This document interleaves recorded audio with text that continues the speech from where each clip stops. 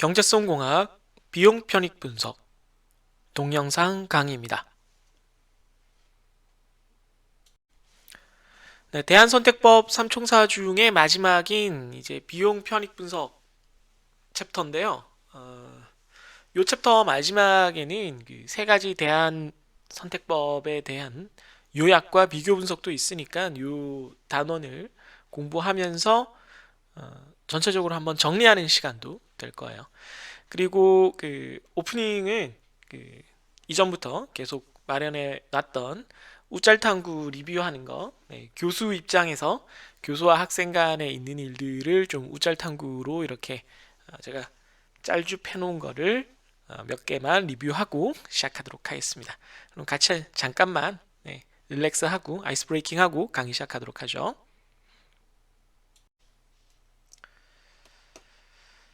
네. 메일에 관련된 이제 뭐 실수나 뭐 실패 사례 같은 것들이 종종 나오는데, 네, 이게 뭐죠? 쌤한테 보냈는데 제목 절에 보내짐.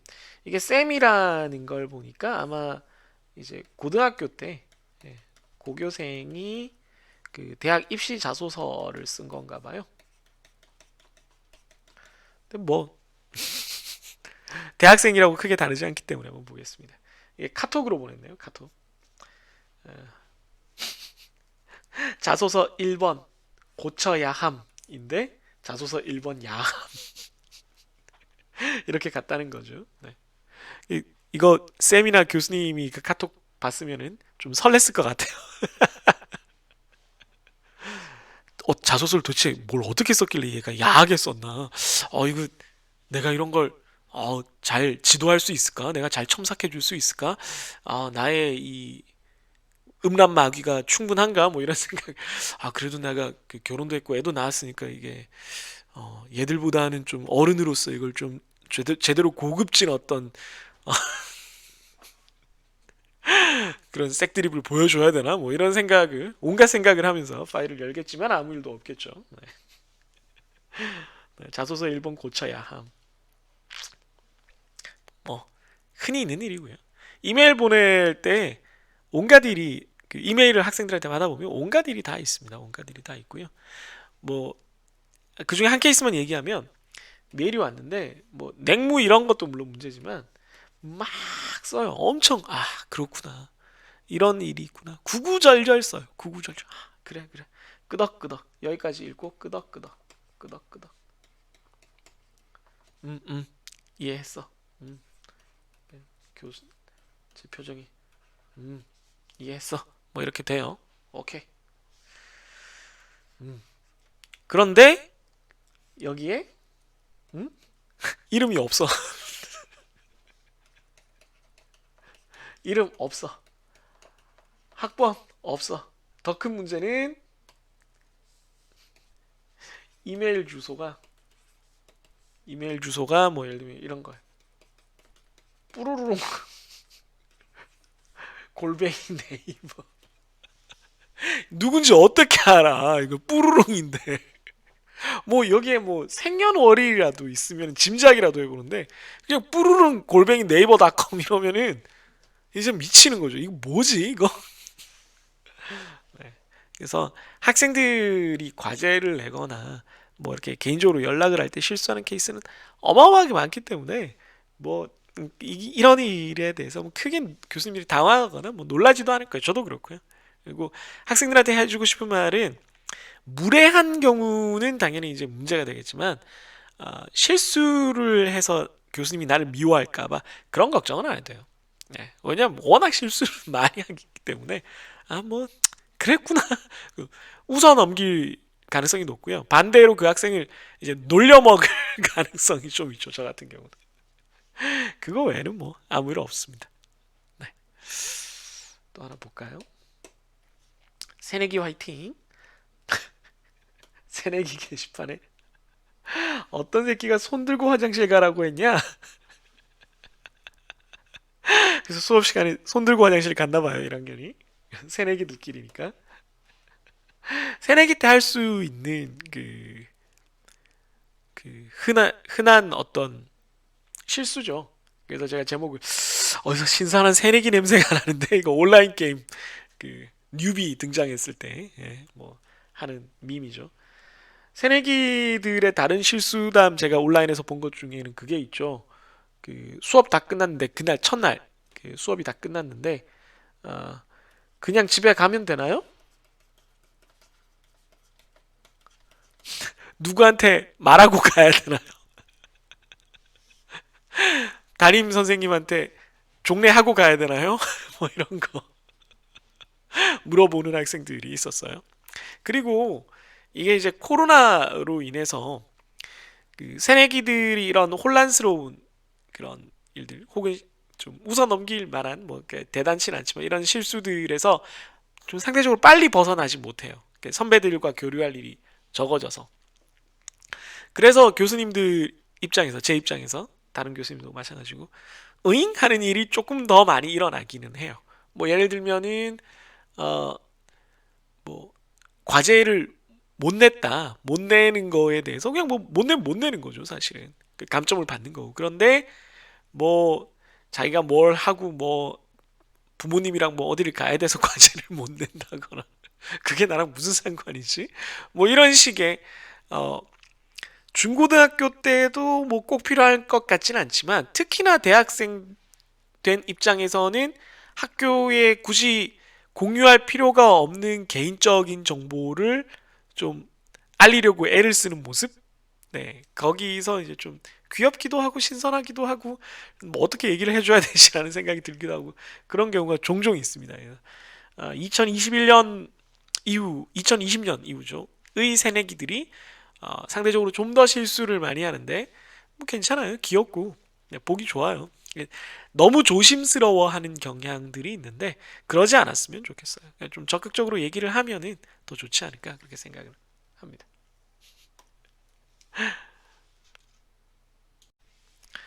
네, 제가 제목을 아직도 마흔 새내기라고 붙인 짤입니다. Just had first in-person lecture with a second semester cohort. 95% have never before been in a lecture hall. At the end of the lecture, they waved goodbye like in Zoom. 밑에 해석도 있죠. 제가 그냥 제 방식대로 해석을 하자면 first in-person lecture, 그러니까 대면 수업을 처음 했다. 어, with a second semester cohort, 그러니까 2학기 코호트 분반 애들이랑 2학기 분반 애들이랑 처음으로 대면 수업을 했다. 95%의 학생들은 한 번도 강의실에 렉처 홀 강의실에 와본 적도 없다. 네. 강의 끝났을 때 at the end of the lecture they waved goodbye 손을 흔들면서 안녕이라고 했다. like in Zoom 줌에서 하는 것처럼 안녕히 계세요 이렇게 하는 거죠. 우리나라는 뭐 줌에서도 보통 이렇게 고개를 숙이니까 아마 대면 수업을 했어도 학생들이 비슷하게 했을 것 같은데 이게 이제 미국이라서 좀 웃음이 되는 것 같아요. 왜냐하면 미국도 중고등학교에서는 그 수업이 끝나면 오케이, that's it, see you tomorrow, see you next week 뭐 이렇게 국어 선생님이나 뭐 이렇게 영어 선생님이나 그 교과목 선생님이 그 고등학교 때 해서 done 뭐 이렇게 해서 끝났다라는 말을 그렇게 표현을 하면은 뭐 제가 김씨면 thank you Mr. 김, 뭐 thank you Mr. 김 뭐 이렇게 마무리 말을 해요. 뭐 이렇게는 안 하지만 당연히 뭔가 말을 해요. 마무리를. 그런데 대학교에서는 당연히 교수님이 수업 끝나고 오케이, that's it, see you next week 뭐 이렇게 하고 교수님이 그냥 나가는 거지. 뭐 아니 뭐 그냥 웅얼웅얼 thank you, thank you sir 뭐 이 정도 하거나 뭐 그냥 하는 거지. 뭐 제가 아는 한에는 뭘 따로 하지 않는데 이제 줌이다 보니까 줌에서는 이제 이렇게 하는 게 일상적이다 보니까 그게 이제 좀 뒤섞여서 이런 웃긴 상황을 만든 것 같아요. 아, 일반적으로는 이제 그렇지 않으니까 우리나라는 뭐 대학교에서도 보통 끝났을 때 감사합니다, 뭐 수고하셨습니다, 뭐 이런 말을 학생들이 하니까 대학교에서도 그게 뭐 특별히 어색한 상황은 아닐 것 같은데 요즘 중고등학교도 차례 경례는 안 하죠? 하나요? 고등학교 때 차례 경례는 안 하는 것 같은데 뭐 아무튼 그러니까 크게 달라지지 않아서 동양권에서는 뭐 이런 해프닝, 귀엽고 즐겁고 가슴이 따뜻해지는 해프닝은 일어나지 않는 것 같습니다만은 좀 일어났으면 좋겠네요. 이거 좋은데? 네. 이세계물 주인공 컨셉입니다. 드디어 정상으로 돌아왔어. 학교도, 교수님도, 선배들도, 동기들도, 사자상도 다 원래대로야. 사자상이라는 걸 보니까 뭐 경희대나 한양대인가 본데요. 다행이다. 나 싸움에 이긴 거구나. 전형적인 이세계물 엔딩이죠. 이세계물의 엔딩 스타일이죠. 거기 자네 강의 중에 뭘 자꾸 중얼거리는 거지? 일어서서 얘기해보겠나? 수업을 듣지 않을 거라면 즉시 나가주게. 아, 죄송합니다. 아, 고메나사이. 그리고 속으로 이제 이거는 이렇게 브레킷이 아니고 그냥 하는 거니까 그냥 생각하는 거죠. 위에처럼. 교수님, 더 혼내주세요. 혼자 이제 이 세계 갔다가 괴물 다 무찌르고 이제 다시 돌아오는 거죠. 댓글에서 요 두 번째랑 세 번째 댓글이 웃겨서 가지고 온 거예요. 이것도 이 녀석 드디어 미친 크크크크 코이츠 막 이렇게 WWW가 이제 일본말로 와라와라와란가 아무튼 일본 사람들이 그 우리는 크크크크라고 웃는 일본 사람들이 웃는 거를 할 때 와와와와와라고 해요. 그래서 W로 표현을 하는 겁니다. 우리로 치면 이걸 크크크로 읽으면 돼요. 그래서 되게 전형적인 번역 투의 표현입니다. 세 번째, 형님 이 새끼 웃는데요. 이거는 뭐 혹시 이 밈을 모르는 학생들도 있을 수 있을 텐데, 그러니까 우리가 통 속에 낸 거예요. 통 속에 내라서 되게 행복해 하거나 되게 힘든 일을 이제 극복한 그런 경우에 이제 댓글로 이제 그걸 다 망치는 게 형님 이 새끼 웃는데요. 그럼 이제 그 우리 뇌 속에서만 일어나는 마취 속에서만 가상으로만 일어나는 현실은 아닌 현실은 붙잡혀 있는 그런 상황인 거죠. 네. 근데 이제 제가 이제 감상을 쓴 거는 이 세계의 회기물이 요즘 너무 많아서 뭐 트럭에 치이기만 하면 다 이 세계로 넘어가니까 웹소가 다 이 세계. 이게 이 세계가 유행한 거는 오래됐어요. 요즘 웹소가 이제 카카오 페이지나 뭐 네이버 시리즈나 이렇게 뭐 조아라나 뭐 노벨피아나 뭐 이런 카카오 페이지 말고 제가 들어가 본 적은 없지만 뭐 하여튼 리스트를 봤을 때 그런 서비스가 많아져서 작품이 엄청나게 많아졌기 때문이지 그 전에 2000년대에 이미 있었어요. 2000년 초중반 2000년 후반쯤 되는구나. 2010년 되기 전에 이미 이런 얘기가 좀 있었고 그거를 이곡갱이라고 불렀어요. 이곡갱. 2010년 초반에 나온 용어였던 걸로 기억하는데 이 세계에 고등학생이 건너가서 깽판 친다라는 뜻이에요. 그러니까 이 세계로 고등학생이 그러니까 뭐 요즘 웹소 제목 스타일로 쓰자면 현실에서는 평범한 고등학생이던 내가 이 세계에서는 용사? 뭐 이런 느낌인 거죠. 그래서 그런 게 너무 많아서 갔다 온 애들이 너무 많기 때문에 상대평가로 F입니다. 네, 뭐 그냥 그런 얘기를 좀 해보고 싶었어요. 재밌네요, 이건 진짜. 네, 요 짤은 특히나 좀 주우면서 재밌었던 짤입니다. 네, 비용 편익 분석입니다. 이거를 어떤 식으로 여러분한테 소개를 하는 게 좋을까 하다가 요 항목만큼은 조금 실무적인 얘기를 하는 게 도움이 될 거라고 생각을 했어요. 왜냐하면 이 용어 자체를 다른 두 대안 선택법에 비해서는 여러분들이 뉴스 검색하다 보면 많이 만날 수가 있거든요. 비용 편익 분석은 어디에 가장 우리가 많이 쓰이는 거 볼 수 있냐면 요 타당성 조사라는 거예요. 그러니까 어떤 그 투자 대안 여기서는 이제 주로 인프라 사업인데 어떤 사업을 하는 것이 경제적으로 타당하냐, 네, 그것을 하는 것이 옳으냐 그르냐를 따질 때 이 비용 편익 분석을 쓰는데요. 다른 대안 선택법들도 이걸 선택하는 게 좋으냐 안 좋으냐를 따지는 그런 용도입니다만은 당연히 그리고 세 가지 대안 선택법 모두 같은 결론을 내야 된다라고 제가 말씀을 드렸잖아요.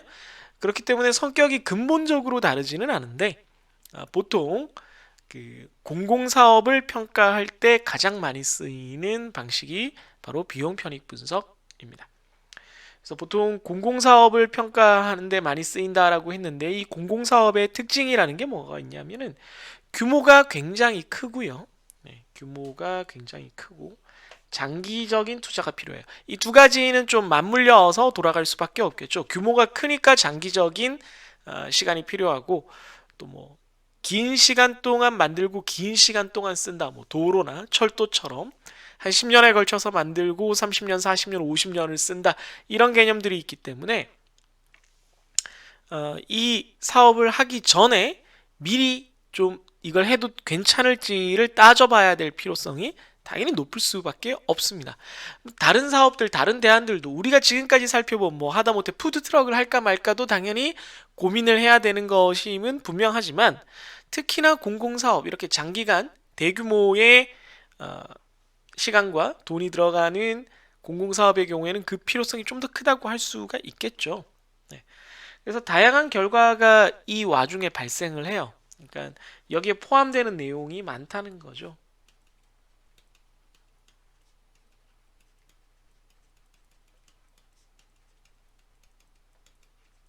좋은 효과든 나쁜 효과든 다 여기에 포함이 될 텐데 뭐 긍정적인 뭐 효과 우리가 기대한 것은 물론이고 부작용이라든가 부대 비용이라든가 또 예상하지 못했던 그런 위험 같은 것들도 다 존재합니다. 그래서 어느 정도 예상은 못하지만 어느 정도는 이런 게 있을 거다라고 예비비를 잡아야 되는 경우도 있고 그래요. 그래서 예비 타당성 조사, 사업 타당성 조사라는 말로 우리가 한번 검색을 해보면 제가 그냥 이 강의 자료를 만들면서 몇 가지를 검색을 해봤어요. 보면은 트램 도입 이번엔 가능할까? 제주도가 타당성 검토를 착수했다. 이런 기사가 있습니다. 대전도 그 도시철도 2호선이 트램으로 그러니까 원래 자기부상 열차였다가 트램으로 바뀌고 난 후에 트램이 뭐 언제 지어진다 뭐 이게 계속 미뤄지고 있죠, 사실. 네, 그런데 보니까 제주도도 트램을 만들겠다 뭐 이런 얘기를 하고 있습니다. 이런 게 왜 그렇게 많은 사람들이 고민을 해야 되고 왜 다투느냐면 아까도 말했지만 트램이라는 걸 한번 설치하면 대중교통 시스템이라는 걸 한번 설치를 하면은 뭐 5년만 쓰겠다라는 게 10년만 쓰겠다 이런 게 아니죠.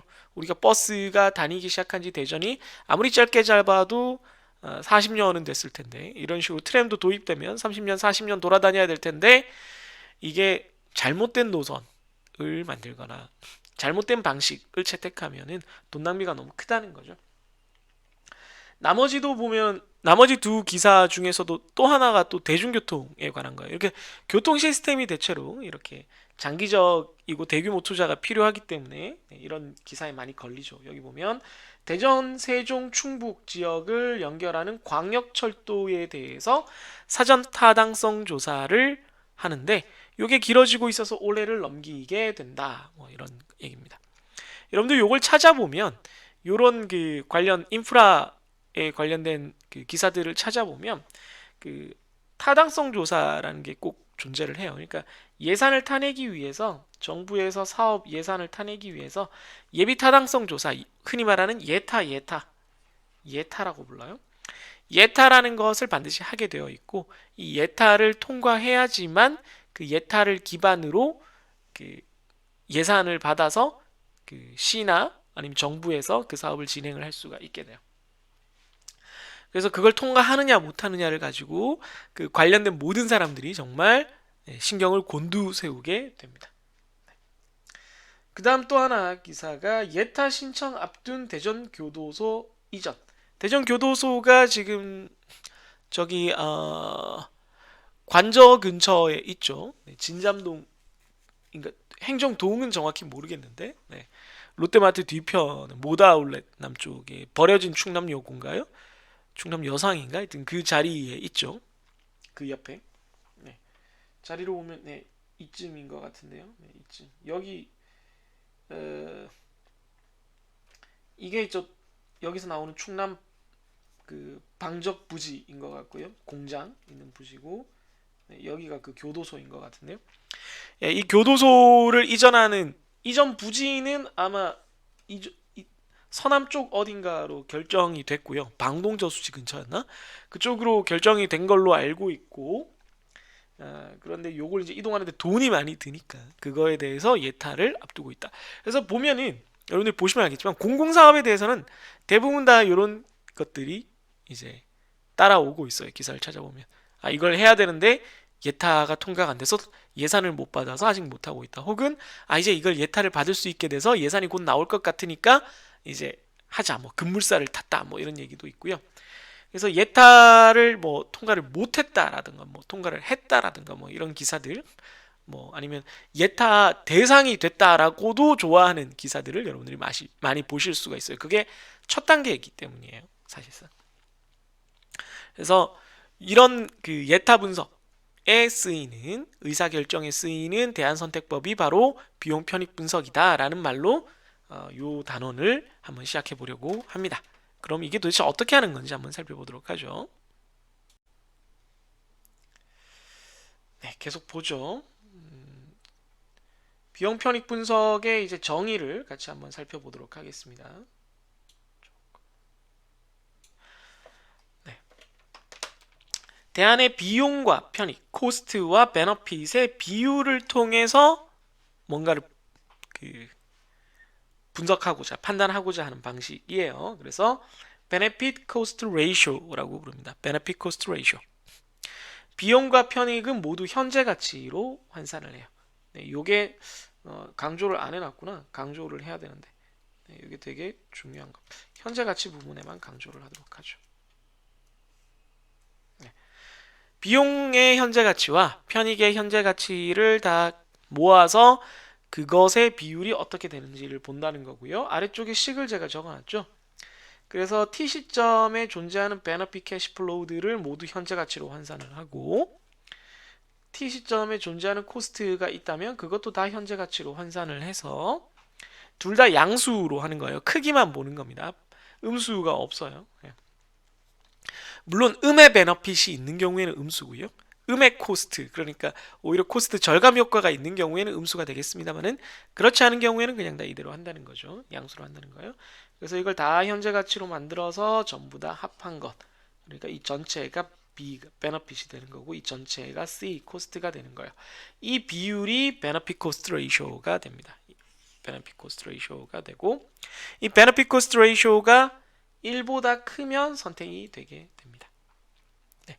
아래쪽에 다시 자세히 써놨지만 베너핏 T 혹은 코스트 T는 T 시점에 존재하는 편익이나 비용의 현금 흐름입니다. 그래서 크기만 따지기 때문에 양수고요. 방금 전에도 말씀드렸지만 마이너스 편익이나 마이너스 비용이 발생할 수는 있어요. 그러니까 어떤 시점에 이 사업을 하게 되면은 그 편익이 계속 플러스가 됐다가 오히려 이 시점은 편익을 엄청 깎아먹는 그런 일이 발생을 할 수도 있고, 코스트도 쭉 발생을 하다가 이 시점에는 오히려 코스트가 음수가 되는 경우가 존재할 수는 있어요. 이게 개념상 불가능하다는 건 아니지만 이제 우리가 앞으로 문제를 풀 때 살펴보면 일반적으로는 코스트라고 해서 우리가 보통 음수 처리를 하는데 마이너스 돈이 빠져나가는 거니까 여기선 그렇게 하지 않고 그냥 크기만 우선 생각한다 라는 방식으로 이해를 해주시면 되겠어요. 오른쪽에 그래서 제가 그림을 그려놨는데요. NPV 같은 거 할 때랑 비슷한 얘기예요. 이렇게 베너핏들, 미래 요 BT들이죠. 전부 다 BT들을 다 모아서 현재 가치로 환산한 B와 CT들을 다 모아서 현재 가치로 환산한 C를 가지고 NPV 계산할 때는 요거 둘의 차이를 계산했지만 여기서는 요거의 비율을 가지고 계산을 하는 겁니다. 네. 그래서 다 모아놓은 B와 다 모아놓은 C의 비율을 따지는 것이다. 그래서 Benefit Cost Ratio라고도 비용 편익 비율이라는 말도 많이 사용을 해요. 그래서 비용, 코스트에 들어가는 것들이 뭐가 있느냐 하면은 초기 투자 비용과 추가 운영 비용이 제일 많이 들어갑니다. 물론 그거 말고 이제 재반 비용 같은 것들도 들어갈 수 있어요. 뭐 어떤 사업을 하기 위해서 추가적인 세금이 있어야 된다거나 뭔가 면허를 따야 된다거나 아니면은 재반 어떤 시설을 사야 된다라거나 아니면 특정한 어떤 장비를 임차를 해야 된다라거나 뭐 여러 가지 비용들이 들어갈 수 있습니다만은 가장 크게는 초기에 한 방에 들어가는 비용과 나중에 꾸준히 들어가는 비용을 나눠서 이렇게 보기도 합니다. 뭐 꼭 이 항목에 맞춰서 우리가 기입을 해야 된다거나 그런 건 아니에요. 편익, 베너핏 같은 경우에도 직접적 편익과 간접적 편익이 있는데 직접 편익은 뭐 우리가 이해할 수 있는 이익 증대, 비용 감소 이런 것들이 보통 직접적인 편익이에요. 네, 이 사업을 하게 됨으로써 이익이 증대된다. 새로운 공장을 지음으로써 이익이 더 늘어난다. 매출이 늘어난다. 이런 것들이 아주 다이렉트한 편익이 되겠고, 인다이렉트, 간접적인 거는 뭐냐면, 이렇게 해서 우리가 공장을 짓고 뭘 하면은 경제가 활성화돼서 더 많은 소비자가 생겨나고 더 많은 소비자가 우리 물건을 사줄 거예요. 특히나 공공사업 같은 경우에는 이런 간접적 편익이 중요해요. 왜냐면은 공공사업이라는 건 예를 들어 정부가 하는 것이기 때문에 정부 입장에서는 도로를 닦는다고 해서 거기서 통행세를 받을 것도 아니고 뭐 도로가 없었을 때 대비해서 갑자기 정부가 돈이 도로 보수 비용이 덜 들어가거나 그런 것도 아니고 오히려 보수 비용이 더 많이 들어갈 수도 있죠. 그렇지만 사람들이 시간을 아끼면 국민들이 시간을 아끼면 그걸 더 나은데 쓸 수 있기 때문에 나라 전체의 경제가 좋아진다. 이걸 국가의 입장에서는 바람직한 것으로 봐야 하는 거죠. 그렇지 않으면은 국가 입장에서는 직접적으로 뭔가를 얻을 수 있는 경제적 효과가 없어요. 네, 그래서 그런 경우에는 이런 간접적 편익들을 좀 계산을 하게 됩니다. 혹은 손실 감소 같은 것들도 우리가 많이 쓰는데 예를 들면 도로가 되게 불편했다. 도로가 되게 선형이라 그러죠. 보통 도로가 구불구불한 걸 선형이 안 좋다 그래요. 철도도 마찬가지고. 그래서 갈 때 막 급정거, 다시 급가속 막 이렇게 하다 보니까 여기에 매연도 많이 나고 소음도 크고 매연도 나고 타이어도 닳고 막 이렇게 해서 비용이 많이 발생했는데 도로 선형을 이렇게 만들었더니 시간 감축은 직접적이라고 따지자면 여기서 매연도 줄어들고 소음도 줄어들고 타이어 마모도 줄어들고 이렇게 돼서 타이어 마모 같은 건 뭐가 문제가 되냐면은 이게 미세먼지의 원인이 돼요. 아무튼 이런 것들이 줄어들어서 경제적인 손실, 사회적인 비용이 줄어들어서 도움이 된다. 뭐 이런 것도 따질 수가 있는 거죠. 이것도 어떤 것들이 직접적이다, 어떤 것들이 간접적이다라는 것을 물론 어느 정도의 원칙은 있습니다만 반드시 꼭 그렇게 해라라는 뭐 혹은 꼭 그렇게 나눠서 봐라 이런 건 아니고요. 어느 정도 원래 그런 규칙이 있긴 있는데 실제 이걸 실무에 쓸 때는 그러나 여러분들 입장에서는 그냥 단순히 네, 직접적 편익, 간접적 편익 이런 것들이 다 포함돼서 편익이 계산된다 정도로만 이해를 해도 괜찮겠습니다. 네. 여기서 이제 다만 우리가 좀 알아두면 좋을 만한 개념이 비용 편익 분석 말고 비용 효과 분석이라고 부르는 경우가 있어요.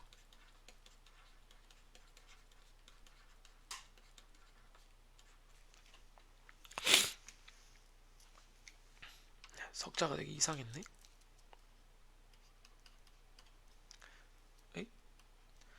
비용 효과 분석할 때 효과, effectiveness는 좀 정량적으로 금액 단위로 평가하기가 조금 어려운 그런 경우예요.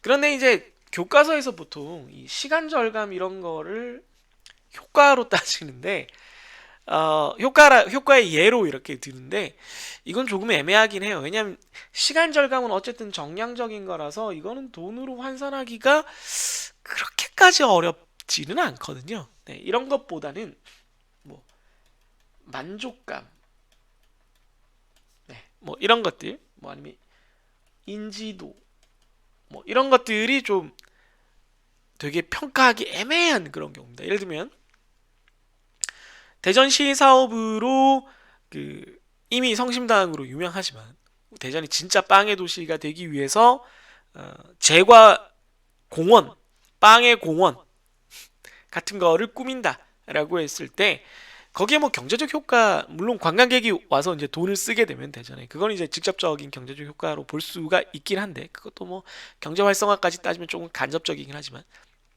그거 말고 이제 대전 시민들이 그 공원에서 즐거운 여가 시간을 보낸다라고 했을 때 네, 공원을 만든다라고 하면 여가 시간을 보내서 여기에 행복도가 올라간다. 만족도가 삶의 만족도가 올라간다. 이런 것들은 진짜 좀 평가하기가 힘들어요. 편익으로. 게다가 뭐 이런 걸 만들어서 대전의 인지도가 상승한다. 뭐 인지도뿐만 아니라 대전에 대한 이미지가 긍정적인 이미지가 높아진다. 이런 거는 정량적으로 물론 하려면 할 수야 있겠지만 뭐 어떤 여러 가지 단서를 붙여서 딱 이렇게 딱 떨어지게 우리가 얘기하기가 쉽지가 않습니다. 그래서 그런 부분들이 좀 어려울 수 있다. 뭐 이런 게 있고요. 어, 그래서 그럴 때는 비용 효과 분석, 효과라는 말을 많이 했습니다. 또 하나 이제 우리가 비용 편익 분석에서 다른 그 대한평가법과 구별해서 알게 되는 이해하게 되는 개념은 뭐가 있냐면 사회적 할인율이라는 거예요. 우리가 이제 IRR 같은 경우도 이제 할인율 MARR과 비교를 하고 NPV를 계산할 때 순영가법에서 NPV를 계산할 때도 할인율을 적용을 하죠. 그러면 이 비용 편익 분석도 어차피 여기서 여기 위쪽 그림 보시면 이걸 현재 가치로 환산을 할 때 여기 이자율 i가 쓰인단 말이죠. 네, i가 쓰이고 있단 말이죠. 이 할인율을 쓰는데 이 할인율을 어떤 걸 쓰느냐의 문제인데 너무 진해서 다른 걸 다 가려버리네.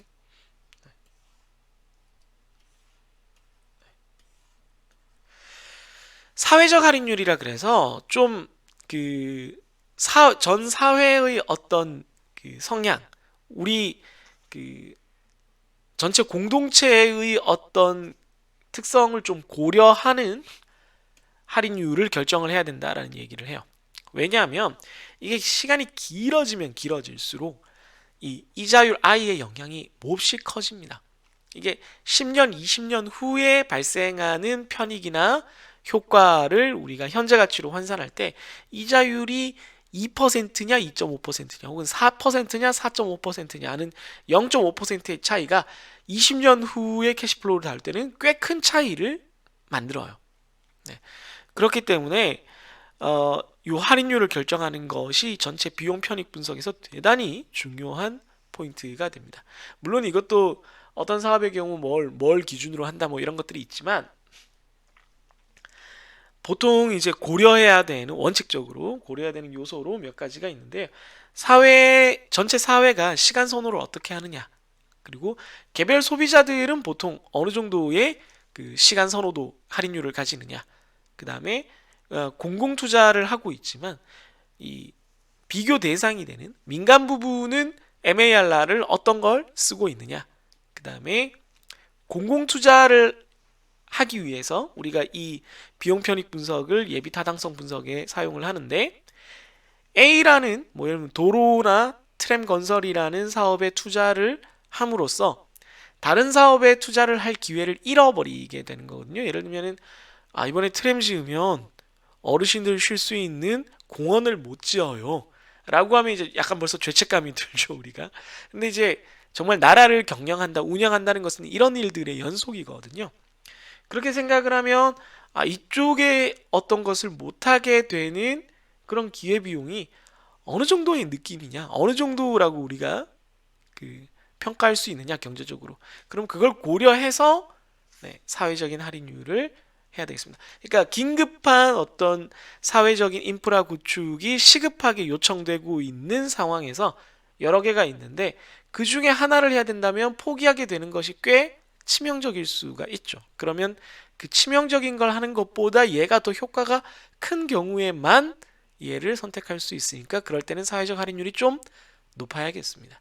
그래서 요약하자면 비용 편익 분석이 뭐 두 개를 비율로 나눈다라는 것 외에는 우리가 앞에서 본 NPV나 IRR에 적용됐던 뭐 캐시플로우 계산하는 방법 이런 게 크게 달라질 건 없는데 뭐가 다르냐면은 비용 편익 대신 효과를 따지는 경우가 있고 정량적인 분석이 좀 어려운 그런 경우 대상인 경우에 또 하나는 할인율에 있어서 고려를 해야 하는 방식이 단순히 앞에서는 MARR만 따졌다면 여기서는 조금 다른 고려사항이 들어가는 경우가 많다.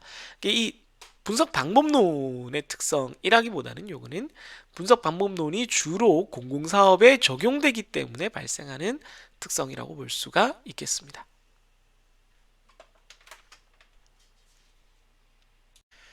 네, 계속 보도록 하죠. 예제를 하나 볼게요. 이제 개념을 어느 정도 봤으니까 기본적인 개념을 적용하기 위한 예제를 보겠습니다. 페이지 원노트가 다 좋은데 이게 조금 example 0801 비용 편익 비율 계산입니다. 지역의 에너지 소비 효율화를 위한 스마트 그리드 시스템을 고려하고 있다. 스마트 그리드 시스템이라는 게 이게 전력 시스템을 말해요. 전력 네트워크를 말하는 거예요.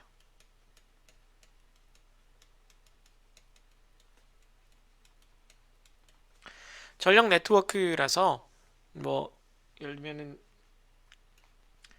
각 집마다 이렇게 전기량이 이렇게 조금씩 다르고 이게 다 이렇게 서로 네트워크로 막 연결이 돼 있으면 어떤 집은 거의 충전이 안 돼 있는 상태에서 그리고 이제 그걸 조절할 수 있는 뭐 프로그램이죠. 프로그램과 앱이 깔려 있으면 상황을 봐서 다들 전기를 많이 써야 되는 시간이면은 중앙에서 전기 요금을 올릴 거예요. 낮에 우리나라도 실제로 그렇게 하고 있죠. 피크 요금이라는 게 있어서 피크 전기 요금이 올라갔을 때 그럼 나는 그냥 내가 써야 될 전기를 굳이 전력공사에서 그 비싼 돈으로 공급해 주는 전기를 쓸 게 아니라 밤에 쌀 때 충전해 놓은 전기를 쓰는 쪽을 선택해야겠다. 네, 이렇게 생각할 수 있죠. 게다가 더 나아가서 나는 지금 전기가 풀 충전이 됐는데 지금 전기 요금이 되게 높고 심지어 나는 전기를 지금은 쓸 일도 없어. 난 집 밖에 나가 있어. 네, 직장인이면 그럴 수 있겠죠. 그런데 낮에 뭐 장사를 해야 되는 자영업자도 있을 수 있고 낮에 재택하면서 전기를 많이 써야 되는 사람도 있을 수 있으니까 그런 사람들을 위해서 그러면 너 한전에서 전기 이렇게 비싼 돈 주고 쓰지 말고 나한테 쓸래? 내가 반값에 공급해 줄게. 대신 나한테 돈을 얼마 줘라. 뭐 이렇게 할 수 있죠. 내 충전 금액보다 조금만 비싼 금액을 받고 내가 전기를 되팔 수도 있습니다. 네, 이쪽으로 전기를 주고 그리고 나는 그 돈으로 이제 또 밤에 충전을 해놓고 뭐 이렇게 할 수가 있는 거죠. 이런 식의 전력 네트워크가 구성되면 뭐가 좋으냐면은 어, 우리 뭐 500명, 100명, 500명, 1000명이 이런 식으로 네트워크가 연결이 돼 있고 뭐 사실은 그보다 훨씬 많지만 뭐 만 가구, 2만 가구가 이런 식의 전력 네트워크를 구성하고 있다라면 각자 손에 보조 배터리를 든 걸 각자 쓰는 게 아니라 모두가 다 이렇게 연합해서 쓰면 거대한 보조 배터리를 가지고 있는 도시가 되는 거예요.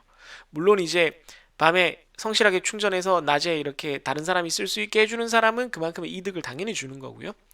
그러다 보면 낮에 더울 때 에어컨 트느라고 전력이 이제 과공급 과 필요가 발생을 해서 낮에 전기요금을 높게 해서 어떻게든 전력 사용량을 좀 낮추려고 애를 쓰는 그런 일을 덜 해도 되는 거예요. 왜냐하면 밤에 전기가 남아 돌 때 사람들이 충전을 했다가 낮에 이렇게 날 더워 지금 에어컨 틀어야지 이런 식으로 쓸 수 있는 거니까 그런 식으로 전기가 좀 효율적으로 사용되는 거죠. 이게 왜 중요하냐면 이게 좀 딴 얘기긴 한데 여러분들 제가 전력 쪽 논문을 쓰다 보니까 이제 저도 알게 되는 건데 하루가 24시간이 있으면 예를 들어 특히 여름 같은 경우에 이제 전력 부족 현상이 많이 일어나는데 전력 사용량이 낮에 엄청 높고 밤에는 좀 낮아요. 네, 이때가 좀 높거든요. 뭐 한 2시부터 6시 사이라고 해야 되나? 그런데 그러면 여러분들 발전을 어떻게 하면 되겠어요? 전기 발전을 이렇게 할 수 있으면 좋겠지만 약간 여유를 둬서 발전소를 스위치 껐다 켰다 하듯이 그렇게 할 수가 없어요. 발전기는 한번 돌리면 엄청 오래 돌아가야 돼요. 며칠 정도 걸려요. 심지어 그 원자력 발전소 같은 경우는 켜는데 몇 주 걸릴 겁니다. 그래서 발전량은 이 최고점을 기준으로 약간 여유를 잡고 이렇게 해야 돼요. 그러면 이만큼의 전기는 버려지는 거예요. 이 영역은 아예 버려지는 겁니다. 버려지는 건데 전기는 여러분들이 아시겠지만 지금 만들어서 이렇게 슝 나가면 안 쓰면 그냥 사라지는 거예요. 뭐 이거 어떻게 할 수 없어요. 물론 그걸 저장하려고 여러 가지 방법을 쓰죠. 가장 대표적인 방법은 수력발전소라는 게 정말 딴 얘기인데 잠깐만 하겠습니다. 이게 되게 중요한 얘기라서 수력발전소를 옆에서 보면 이렇게 댐이 있고 여기다 물을 채워놨다가 아래쪽에 보조댐이 하나 더 있어요. 보통 이렇게 물이 이렇게 밸브를 열면 물이 이렇게 떨어질 거 아니에요? 이 높이 차를 가지고 이렇게 터빈을 돌려서 발전을 하는 건데 당연히 터빈이 돌아간다는 건 반대로 밸브를 거꾸로 모터로 물을 퍼올릴 수도 있는 거예요. 그래서 밤에 이 남는 전기를 활용을 해서 밤에는 물을 거꾸로 퍼올립니다. 네, 그리고 낮에는 다시 그걸 떨어뜨려서 전기를 발생시켜요. 이게 효율이 한 40에서 60% 정도일 건데요. 60%던가? 그래도 상관없어요. 뭐 이 전기량의 절반만 낮으로 옮길 수 있다고 해도 땡큐야. 왜? 어차피 버려지는 거니까. 그래서 보면은 요즘이 아니라 예전부터 있었던 것 중에 이 밤에 전기가 어차피 버려지기 때문에 전기 요금을 싸게 할인을 해줘요.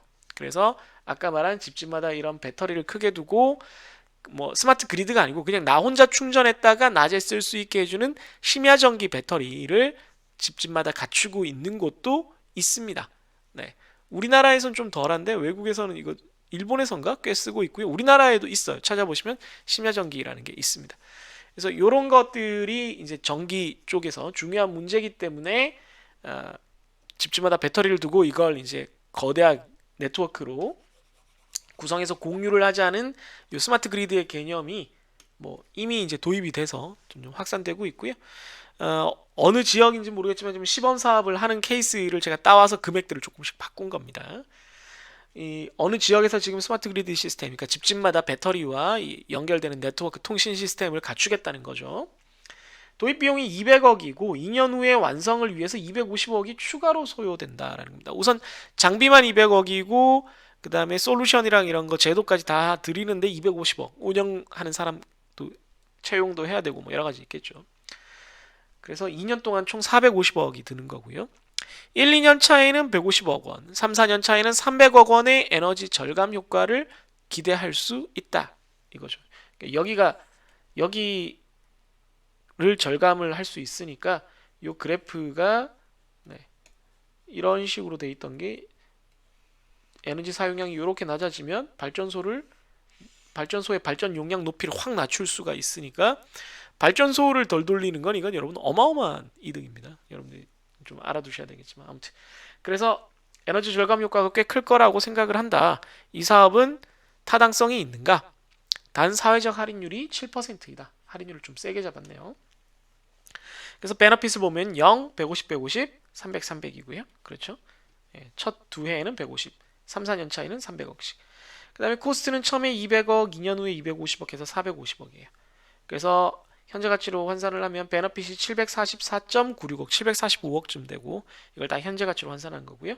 코스트는 433억 정도 됩니다. 따라서 베너핏 코스트 레이쇼가 1.718이 되고요. 이게 1보다 크니까 오케이 좋다 이렇게 되죠.